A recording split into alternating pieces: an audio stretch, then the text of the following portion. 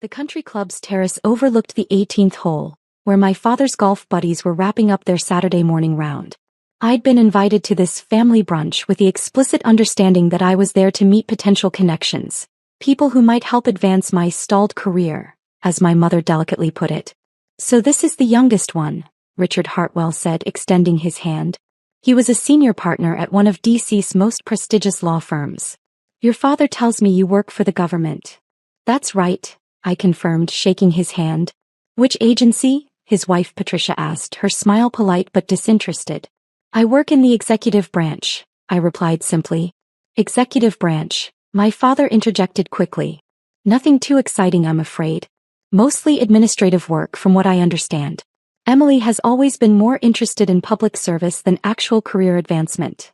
My older sister Jessica laughed, swirling her mimosa. She could have gone into corporate law like me, but no, she wanted to serve her country. "Very noble, very broke." "There's honor in government service," Patricia offered charitably. "Even if the pay is terrible." "What do you do exactly, Emily?"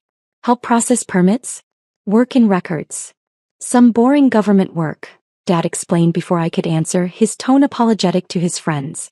"You know how it is with these federal positions. Lots of bureaucracy, not much responsibility." She's been there for 8 years now and still no real promotion to speak of. "Probably filing," Jessica added with a smirk. "Or maybe scheduling meetings for people who actually make decisions." I sipped my coffee, saying nothing. Richard leaned back in his chair. 8 years is a long time to be stuck at entry level, Emily. "Have you thought about transitioning to the private sector? I'm sure with a government background, you could find something in compliance or regulatory affairs. The pay would certainly be better."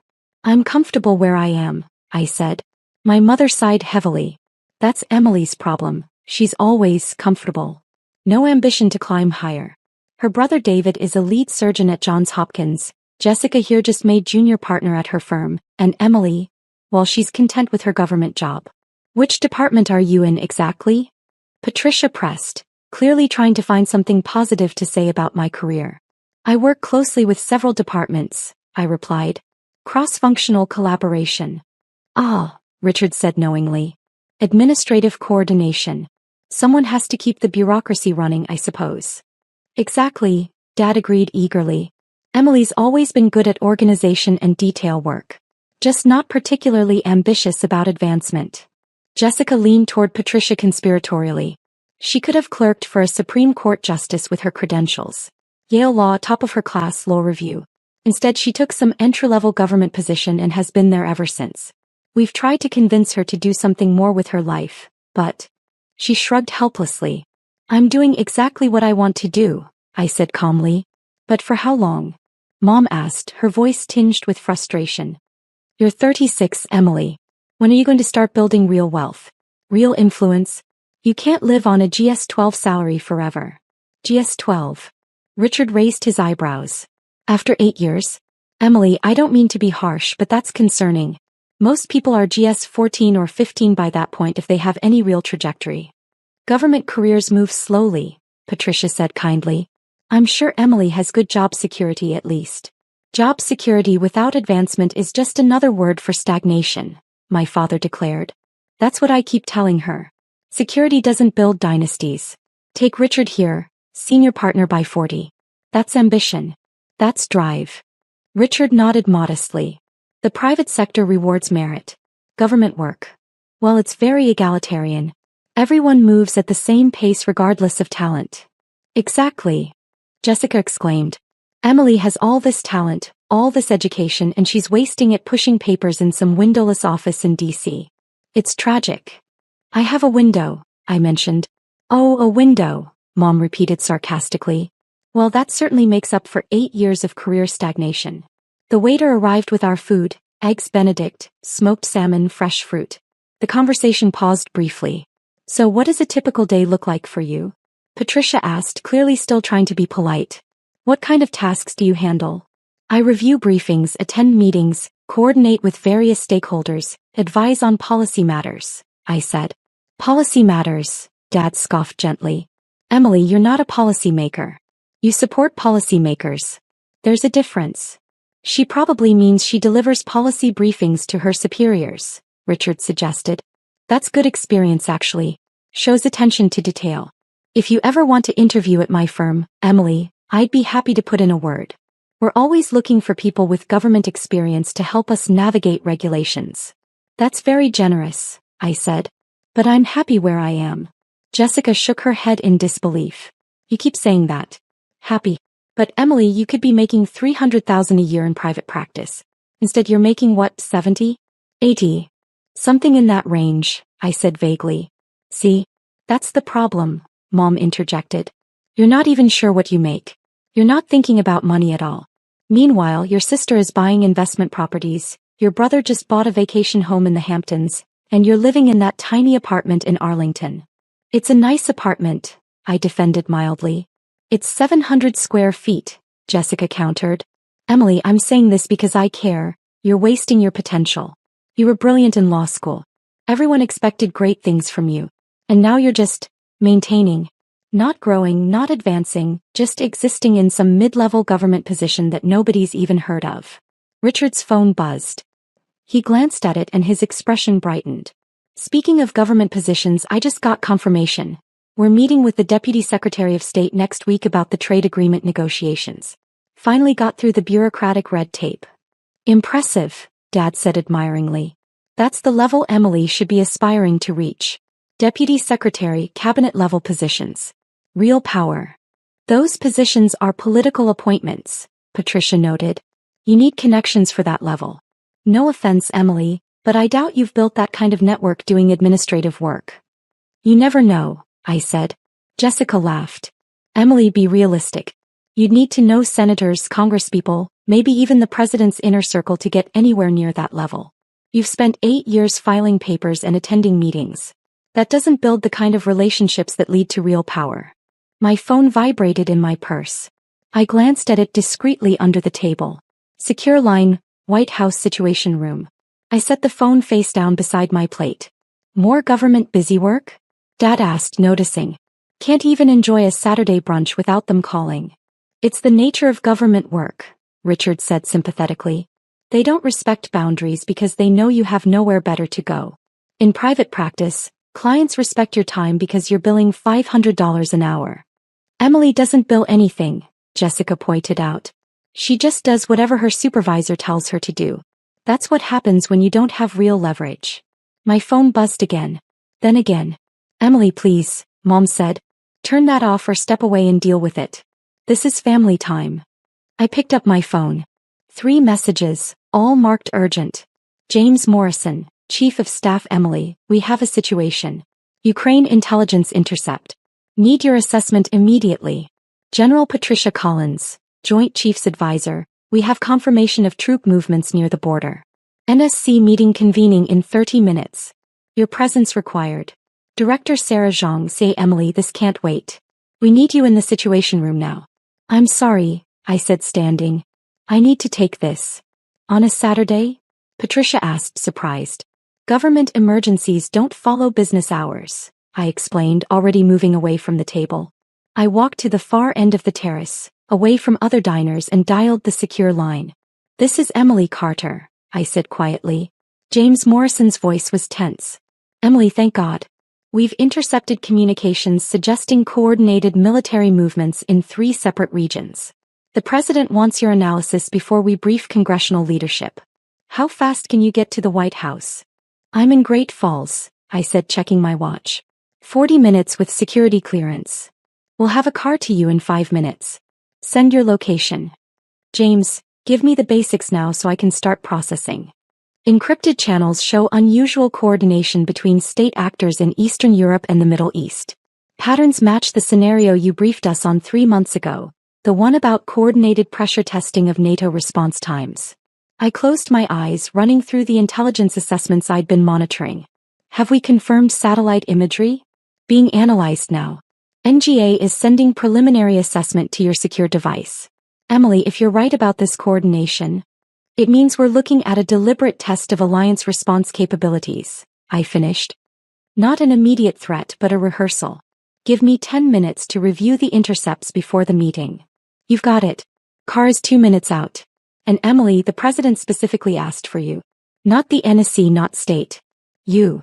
I hung up and returned to the table, where my family and their friends were deep in conversation about someone's yacht purchase. All handled? Dad asked dismissively. Not quite, I said, gathering my purse. I need to leave. Leave. Mom looked offended. Emily, we're in the middle of brunch. Can't you just tell them you're busy? Unfortunately not, I replied. Jessica rolled her eyes. This is exactly what we're talking about. You have no leverage, no ability to set boundaries. They snap their fingers and you jump. That's not respect, Emily. That's exploitation. What could possibly be so urgent on a Saturday? Patricia asked. I really can't discuss it, I said. I apologize for cutting this short. Richard shook his head. Emily, take some advice from someone who's been in DC for 30 years. If you don't set boundaries, people will walk all over you. Tell them you're off duty. Make them respect your time. I appreciate the advice, I said politely. At least tell us who's calling you, Dad pressed. Your supervisor? Department head. Give us some context for why you're abandoning your family. Before I could answer, a black SUV with government plates pulled up to the country club's entrance. 2 Secret Service agents stepped out. Jessica noticed them. Who are they here for? One of the agents was walking purposefully toward the terrace, his earpiece visible, his eyes scanning until they landed on me. Miss Carter, he said, approaching our table. We're ready when you are, ma'am. The entire table went silent. Thank you, Agent Morrison, I said, standing. One moment. I turned to my family. I really do need to go. Enjoy the rest of your brunch. Wait, Richard said, his attorney instinct suddenly sharp. Secret Service? Why would they be picking you up for administrative government work? Emily, Mom's voice was uncertain now. What exactly is your position? I work in the executive branch, I repeated calmly. I really do need to go. There's a situation that requires my attention. Agent Morrison spoke into his wrist mic. Eagle's Nest. We have advisor. EA to White House, 35 minutes. Advisor. Jessica's voice was barely a whisper. I smiled apologetically at Patricia and Richard. It was lovely meeting you both. I'm sorry to cut this short. As I walked toward the SUV, I heard my father's stunned voice behind me. Did he say, advisor? And White House? I climbed into the SUV and Agent Morrison closed the door behind me. Inside, a secure tablet was already waiting with encrypted briefing materials. I immediately began reading the intelligence assessments as we pulled away from the country club. The Ukraine situation was developing exactly as I'd predicted in my classified memo 3 months ago. 7 different intelligence sources confirmed coordination between actors who had no obvious reason to communicate. It was a test. A probe to see how quickly NATO could mobilize information and response. My secure phone rang. The screen showed, POTUS, direct line. Mr. President, I answered. Emily, James says you're 40 minutes out. I need your read on this before I brief the speaker. Is this what you warned us about? Sir.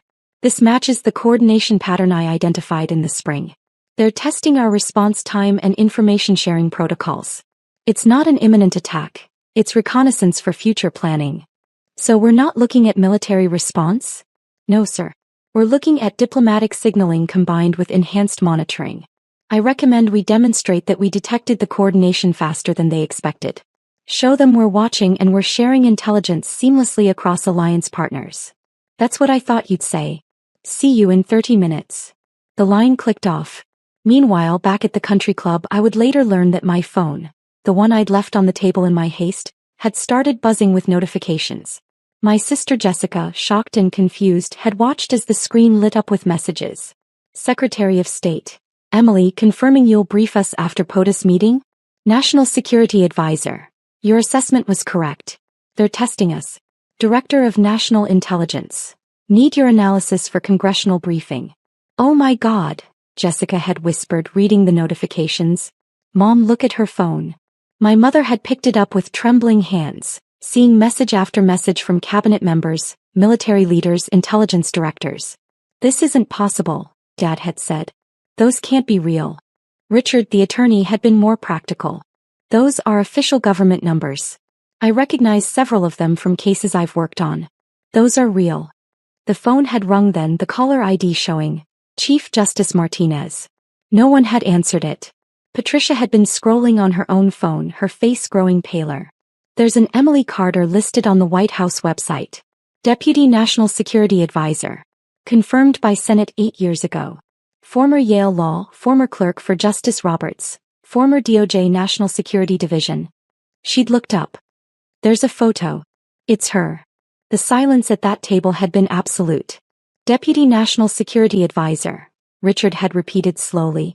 That's not filing papers. That's one of the most powerful positions in the entire federal government. Jessica had been reading the same information, her hands shaking. It says she advises the president directly on all national security matters. She has higher clearance than most cabinet members. She coordinates intelligence across all agencies. Her voice had broken. She's one of the most influential people in Washington. But she said she does administrative work. Mom had protested weakly. She administers national security policy for the entire United States, Patricia had corrected, still reading. Says here she was instrumental in the Middle East peace framework 2 years ago. And the cybersecurity treaty with NATO allies.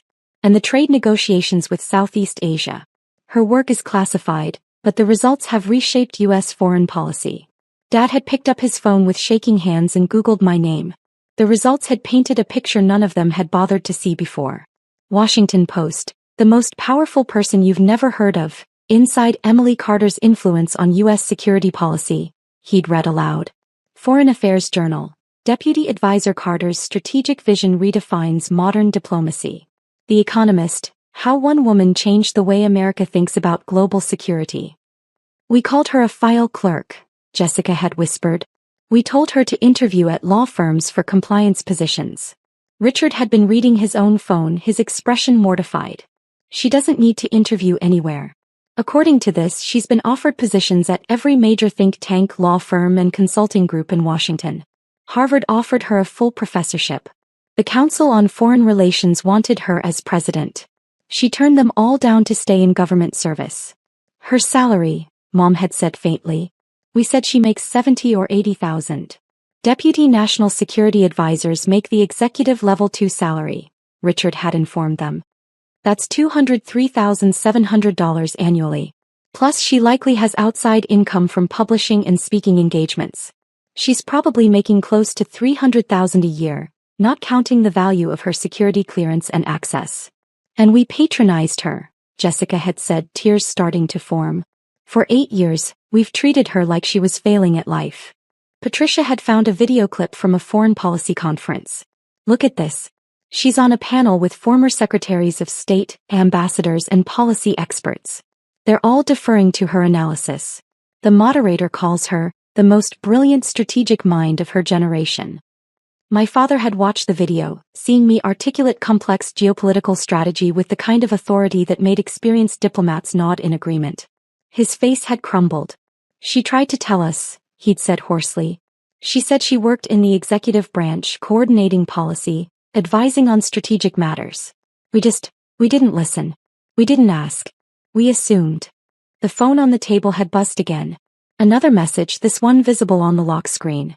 James Morrison, Chief of Staff. Emily, President wants your Ukraine brief to include historical context. He trusts your judgment over anyone else's. The President trusts her judgment over anyone else's, Mom had read aloud, her voice breaking. The President of the United States. Back in the SUV, I was finishing my analysis of the intelligence reports when we pulled up to the White House. I was escorted directly to the Situation Room, where the National Security Council was already assembling. Emily, General Collins greeted me with relief. Thank God. We need your assessment before POTUS arrives. I moved to the head of the table, where analysts had displayed satellite imagery, communications intercepts, and troop movement data across multiple screens. This is a coordinated probe, I began, pointing to the timeline. 7 actors, 4 time zones, synchronized within a 90-minute window. They're not preparing an attack. They're measuring our detection and response capabilities. How do we respond? The Secretary of Defense asked. We don't, not militarily. We respond by demonstrating that we detected the coordination within 3 hours of initiation. We brief our NATO partners simultaneously, showing seamless intelligence sharing. We make it clear that whatever they learned about their own capabilities, we learned more about their coordination methods. Director Zhang nodded. Essentially, we turned their reconnaissance against them. Exactly. They wanted to learn about us. Instead, they've revealed their own coordination infrastructure. The president entered and everyone stood. He waved us down and looked directly at me. Emily, give it to me straight. Are we on the brink here? No, sir. We're being evaluated. I recommend we show them that we not only passed their test but that we've learned from it. I've prepared a diplomatic response that signals strength without escalation. Let's hear it. I spent the next 30 minutes briefing the President and the National Security Council on the strategic implications and my recommended response. By the end, everyone in the room was nodding. This is why I wanted Emily on this, the President said to the room. Nobody sees these patterns faster or more clearly. Make it happen exactly as she's outlined. The meeting concluded, and as I was gathering my materials, James Morrison approached me. Emily, the President wants you to brief congressional leadership this afternoon. Both Senate and House Intelligence Committees. Of course, I agreed. Also, we're getting press inquiries about the situation. How much can we disclose about your involvement? Nothing specific, I said immediately. Keep my name out of it. Credit the intelligence community as a whole. You always say that, James noted. You know you could be the most famous policy expert in America if you wanted to be. I don't want to be, I replied. I want to do the work effectively. Fame would complicate that. My phone rang. It was my mother. I stepped into a secure corridor and answered. Mom. Emily. Her voice was thick with tears. Why didn't you tell us? Tell you what?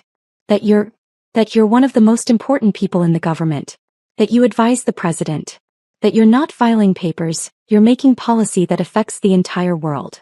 You never asked what I actually do, I said gently. You asked where I work and I told you. You asked about my day and I gave you accurate information. You just interpreted it through your own assumptions.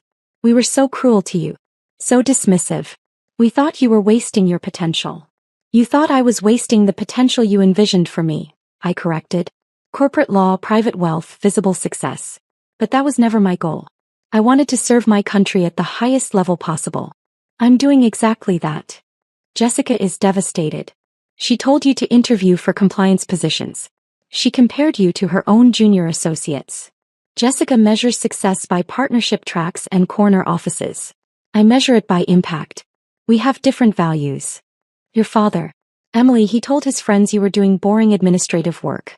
He apologized for your career. He apologized for a career he didn't understand and didn't bother to learn about. That tells me about his values, not mine. There was a long pause. Can you forgive us? There's nothing to forgive, Mom. You revealed what you truly value: status, wealth, recognition. I value service, impact, and effectiveness. We're just different people. But we're family. Yes, I agreed. And I'll still come to family events. I'll still answer when you call. But I won't pretend that the last 8 years of dismissal didn't show me exactly how conditional your respect is.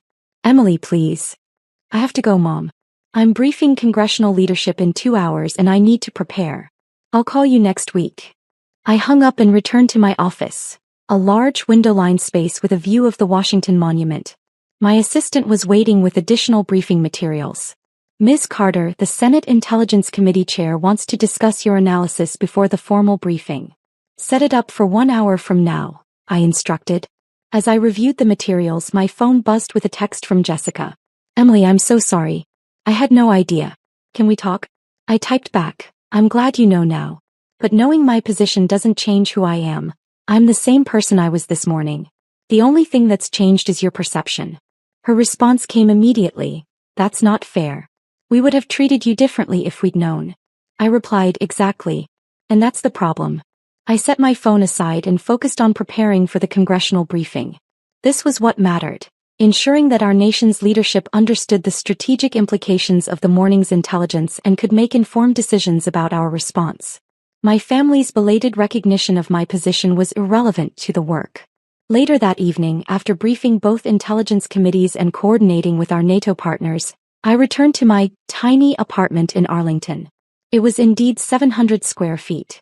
It was also 2 blocks from the Pentagon, had state-of-the-art security, and was exactly what I needed.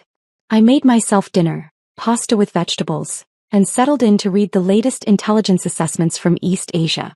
My phone buzzed. A text from my brother David, the Johns Hopkins surgeon. Emily, I just heard from Mom. I had no idea about your position. I'm in awe. Can we talk soon? I smiled slightly and typed back. I've been in this position for 8 years, David. I'm the same person I was yesterday. The only difference is that now you know what I actually do. His response, I feel terrible. We all do. Don't I wrote. You showed me who you are when you thought I had no power. That was valuable information. Now you're showing me who you are when you know I do. That's valuable too. I set the phone down and returned to my briefing materials. The next morning, I received an email from Richard Hartwell, my father's golf buddy. Ms. Carter, I wanted to apologize for my comments yesterday. I had no idea I was offering career advice to someone who's achieved more in government service than I ever will in private practice. If there's ever anything I can do to support your important work, please don't hesitate to reach out. Richard. I replied, Richard, thank you for the kind words. No apology necessary. Your advice was sound for someone pursuing private practice. I simply chose a different path. Regards, Emily. By Monday morning, the Ukraine situation had been resolved exactly as I'd recommended. Our diplomatic signaling had worked perfectly, we'd demonstrated awareness and coordination without escalation, and the probing actors had backed down. The president called me personally to thank me. Emily, impeccable analysis as always. You called this one perfectly. Thank you, Mr. President. Just doing my job. One of these days you're going to let me put you forward for National Security Advisor. You're already doing the job. I'm comfortable where I am, sir. Being one step removed from the spotlight lets me work more effectively. He laughed. That's what you always say. All right, keep doing what you're doing. The country's safer because of you. That afternoon my mother called again. Emily, I wanted to let you know that we're having a family dinner next month. Your father and I would very much like you to attend. We want to do better. To really listen to you. I'll be there if I can, Mom, I said. But my schedule is unpredictable. If there's a crisis, I'll need to cancel. Of course. We understand. You have such important responsibilities. I had the same responsibilities last month when you were upset that I canceled for work, I pointed out gently. The only thing that's changed is your awareness of them. Silence. That's fair, she finally said. Emily, how do we fix this? You don't fix it, Mom. You just acknowledge it. You respected me when you thought I had power. You dismissed me when you thought I didn't. That's who you are. I can accept that and still maintain a relationship with you, but I won't pretend it didn't happen. That's so harsh. It's honest, I corrected. And I've learned that honest relationships, even uncomfortable ones, are better than relationships built on false pretenses. After we hung up, I sat at my desk and looked out at the Washington Monument thinking about perception and value. My family had spent 8 years believing I was a low-level bureaucrat because I didn't perform success in ways they recognized. They measured impact by salary figures, job titles, and visible prestige. I measured impact by prevented conflicts, successful negotiations, and strategic frameworks that kept people safe. Neither measurement was wrong, they were just different. But their treatment of me when they thought I had no power had revealed something important. Their respect was transactional, conditional on status rather than character. Now they knew my status and they were desperate to repair the relationship. But I didn't need their respect anymore. I'd never needed it. I had the president's trust, the confidence of the Joint Chiefs, the respect of intelligence directors and foreign diplomats.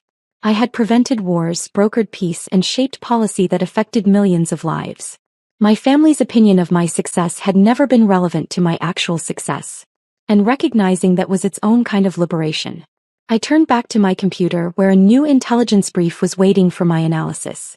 There was work to do. Important work that would never make headlines, that my family would never fully understand, but that mattered more than their belated approval ever could. I was Emily Carter, Deputy National Security Advisor to the President of the United States. And I had been all along. Whether my family knew it or not.